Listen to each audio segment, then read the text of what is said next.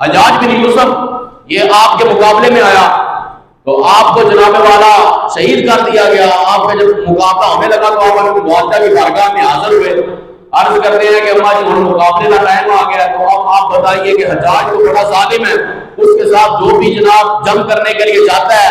تو پہلے وہ اس کو شہید کرتا ہے، اس کو ذبح کرتا ہے، اس کے بعد اس کی کھال اتارتا ہے، اس کے بعد اس کو چھوٹے چھوٹے ٹکڑے کر دیتا ہے۔ تو اب کیا حکم ہے میرے لیے؟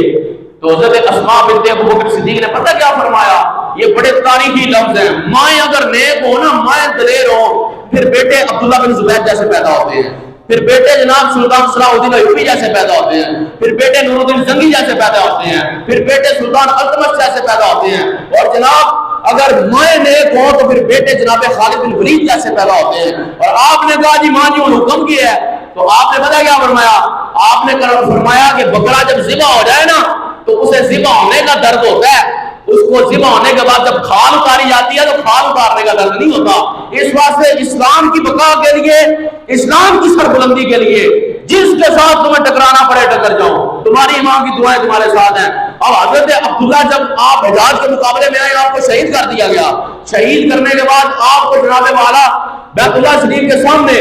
آپ کو مرکزی دروازے کے اوپر 15 دن لٹکایا گیا آپ کی لاش کو، اور 15 دن آپ کے گلے سے خون ٹپکتا رہا، اور ہر لمحہ 15 دنوں میں جو شخص آپ کے پاس سے گزرتا ہر دفعہ ایک نئی خوشبو آپ کو آتی تھی، ہر دفعہ وہاں سے ایک نئی خوشبو کا ہونا ملتا تھا۔ حضرت عبداللہ بن